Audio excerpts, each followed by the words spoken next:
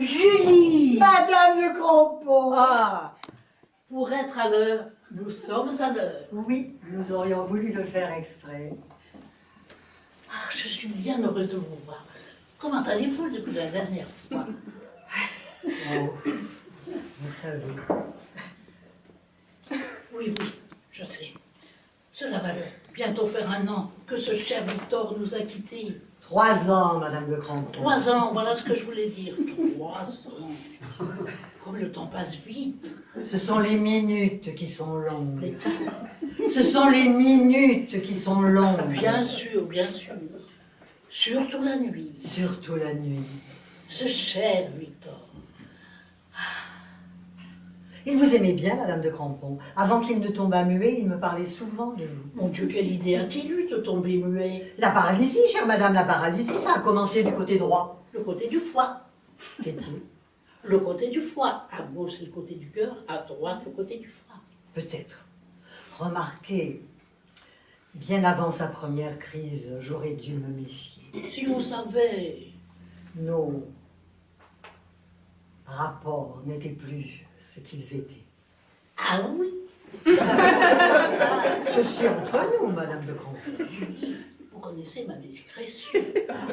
Donc vous me laissiez entendre que vos Eh bien, rapports... enfin, mon mari était ce qu'on appelle un chaud lapin. Un chaud lapin. Oh, j'adore cette expression. Trop chaud même. Je le soupçonne d'avoir incendié tout le combustible qui se trouvait dans son entourage. Le nombre de secrétaires et de dactylos qui montèrent en grade dans son service. Possible. Ne croyez pas que je veuille le charger, ce pauvre cher Victor. Je lui procurerai volontiers toutes les femmes de l'univers, si ça pouvait le faire jaillir de son tombeau. Vous iriez jusque-là. Encore plus loin, Madame de Crampon, encore plus loin. La passion ne s'arrête pas à de petits détails. Le tort que j'avais de son vivant, c'était précisément de m'y arrêter. Quand je pense à la scène que j'ai faite à la crémière. Parce que la crémière aussi. Victor, tous ces fromages blancs en pleine figure. Victor, je te demande pardon. Je vous en prie, asseyez-vous. Si l'on nous voyait... Excusez-moi, la douleur m'égare. Si je comprends bien, Victor, vous négligez. Moi?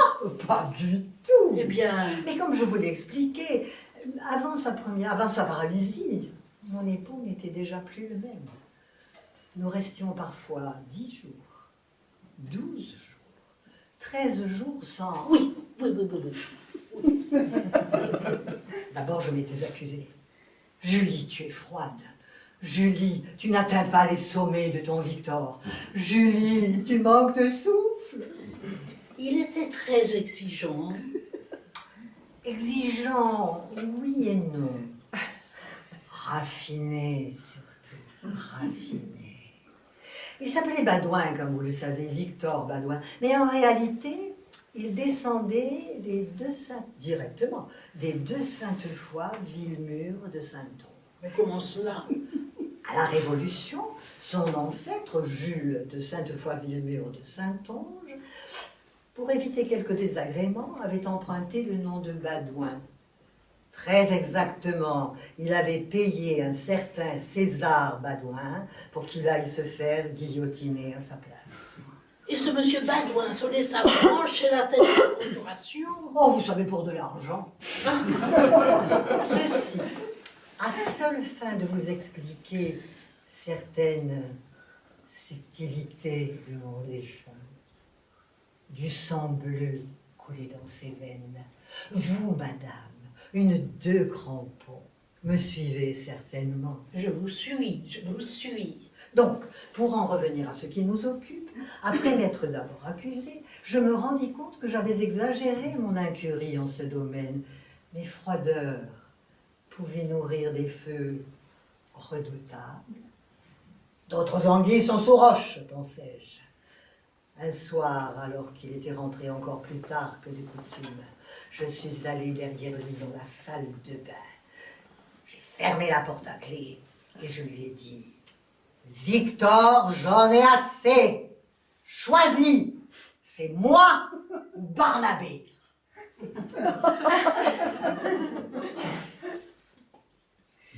Barnabé! Barnabé, le nouveau comptable. Parce que Victor, monsieur Badouin... Évidemment, c'était un très beau garçon. Les yeux surtout. Jamais on n'aurait soupçonné que ces yeux-là mangeaient des chiffres du matin au soir. Ou peut-être est-ce cela qui leur donnait cette pureté, cette sorte d'éclat mathématique. Voyons, ma petite Julie, vous ne vous sentez pas souffrante? Je vous ennuie avec mes histoires. Ennuyez-vous pas du tout. Et que répondit Victor quand vous lui parlâtes de Barnabé? Rien. C'est à ce moment-là qu'il tomba muet. Déjà l'horrible maladie rongeait sa moelle de chef de bureau. Et moi, je l'accusais, ce cher esthète. Je l'accablais, je versais dans la mesquinerie des petites questions, de petits points de vue. Victor, je te demande pardon. Je vous en prie, Julie. Excusez-moi. Le remords me tue. Pauvre chère ange, pauvre tulipe noire. Oh, comme vous êtes bonne, Madame de Crampon. Julie, je vous en prie. Julie, je ne suis pas Victor. On dit ça. Allons, un peu de dignité. Redressez-vous, allons. Quand je rencontre une ou un ami de Victor, c'est un peu de lui-même que je retrouve. Il y a du Victor en vous, Madame de Crampon. Écoutez, Julie, moi aussi j'ai été veuve. Je veux dire, j'ai connu bien des épreuves au cours de mon existence. Je n'en suis pas morte. Vous en mourrez, Madame de Crampon. Allez-moi, vous en mourrez. Allons, allons, vous êtes encore jeune. La terre continue de tourner, les feuilles de grimper aux arbres, des petites filles sautent à la corde, l'océan joue du bidilou, les oiseaux cuitent, la France... Ah, les oiseaux. Victor aimait tant les oiseaux. Madame de Crampon, donnez-moi votre chapeau. Mon chapeau? Oui, votre chapeau, qui est plus qu'un ramage, plus qu'un chapeau, c'est un ramage, Madame de Crampon, je vous en prie. Vous n'y songez pas. Vous voudriez que je reparte tête nue? Je vous prêterai le mien si ça peut vous faire plaisir. Mais je n'ai pas besoin qu'on me fasse plaisir. Chaque chose à sa place. Il aimait tant les oiseaux, Victor. La première fois qu'il viola une petite fille, comme je lui demandais très doucement pour ne pas le froisser, Victor, pourquoi as-tu fait cela? Vous ne savez pas ce qu'il m'a répondu? Ah, ma foi, non.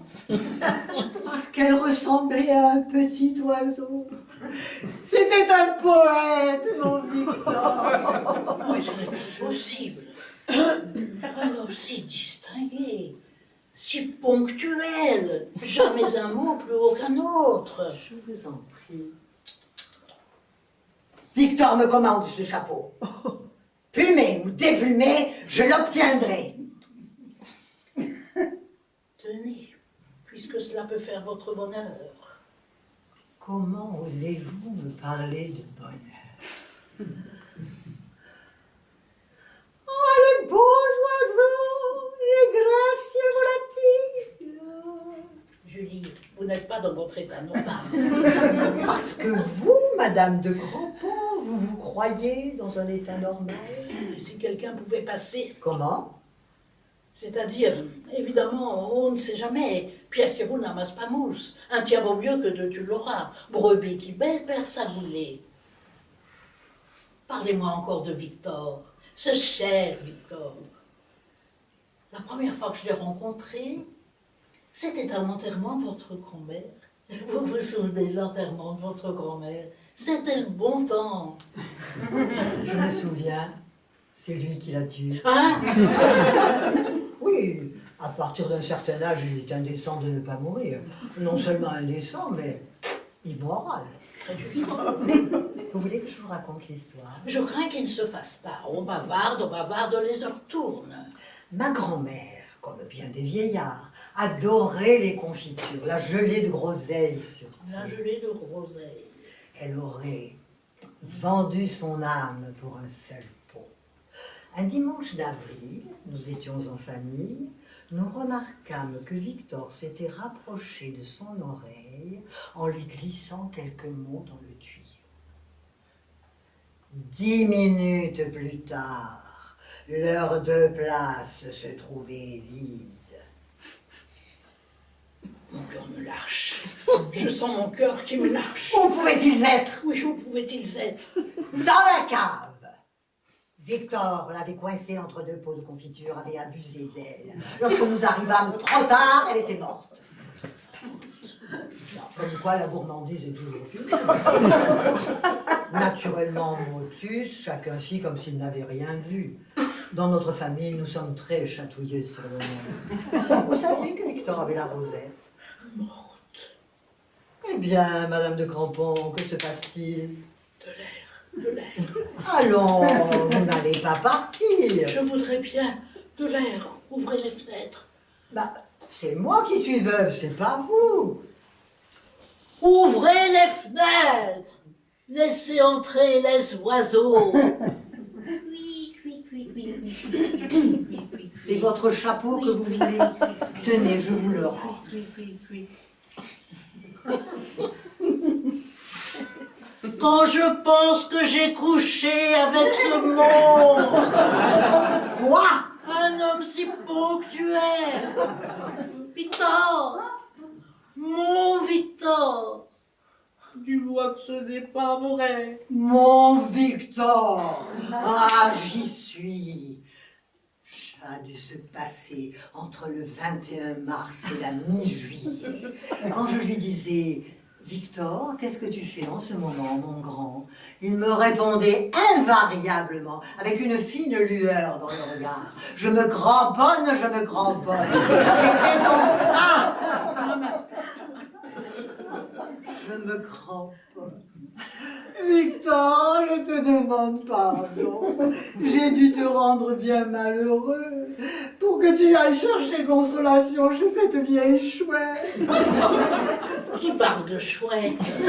Pardon, mon grand, toi dont l'ombre couvre encore toutes choses.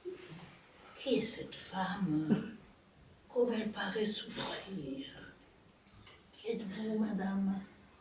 Qui suis-je? Cruel destin d'une femme qui ne peut être qu'en étant pas, et qui ne peut se trouver qu'en se perdant. Oh non, non, vous exagérez certainement. La douleur a fait vaciller mon esprit. Les ténèbres envahissent mon âme. Psaume 303. Où suis-je? Est-il vrai que les grenadiers de Napoléon allèrent en Espagne pour manger des pastèques? Qui êtes-vous, madame? Votre ami, votre ami. J'ai déjà dû vous rencontrer. Le monde est si petit. Ah, surtout quand une peine incommensurable l'habite. Dites, madame, est-il vrai que tout corps plongé dans un liquide reçoit une poussée verticale de bas en haut, pouvant le propulser jusqu'aux étoiles? Mais c'est exact. Alors je vais aller me noyer. Voyons, ne dites pas de bêtises. Tenez une chaise, cui, cui, semble avoir été cui, cui, cui, cui, et tout exprès, cui, cui, cui, cui, pour vous et pourquoi, cui, quoi, quoi,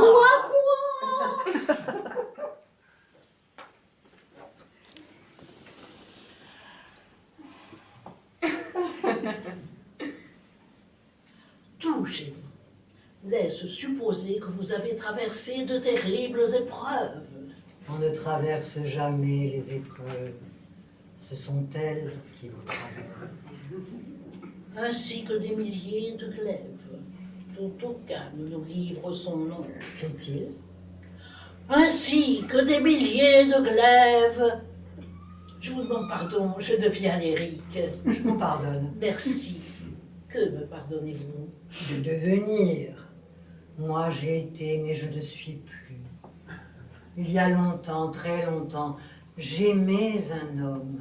Victor, Comment le savez-vous? vous me l'avez avoué vous-même tout à l'heure. Toutes les femmes aiment un Victor. Il leur faut bien un monstre pour donner prétexte à leur propre labyrinthe. Vous dites des choses fortes, madame. Oui, depuis quelques minutes, ça m'a fait clic. Clic. C'est ça, clic. Vous avez un bien joli chapeau. Vous trouvez? Je vous le donne. Merci. Je le mettrai dans ma volière. Plaît-il? Je le mettrai dans ma volière. Comme vous êtes touchante. Peut-être, mais personne ne peut me toucher. Je ne suis qu'une apparence. Vous devez avoir raison. Suzanne, rends-moi mon chapeau. Quoi? Il doit être au moins 6 heures. Tu crois, Laurine? 6h15. Oh, mais c'est dommage, dommage. 5 minutes encore, allez, 5 minutes. Non, je t'assure, il faut rentrer, ma petite caille. Pas tout de suite. Aujourd'hui, nous sommes sublimes. Quel dialogue! J'en frémis encore. Moi aussi. Je ne me sens plus la même. Le coup de la grand-mère et du pot de confiture. Mais le temps passe et il y a les contingences. Les contingences. Les contingences. Les machines à laver, les enfants à fouetter, la viande à mastiquer, les journaux à balancer. Allons, Suzanne, d'une air. Nous reviendrons demain. Demain comme hier, comme après-demain. On reparlera de Victor. Si tu veux. Et j'amènerai mon perroquet. Oh oui, amène ton perroquet, comme ça on se fera enregistrer. Et moi, je mettrai ma robe de mariée avec un brassard noir. D'accord. Au revoir, ma petite Suzanne. Au revoir, Demain. même heure.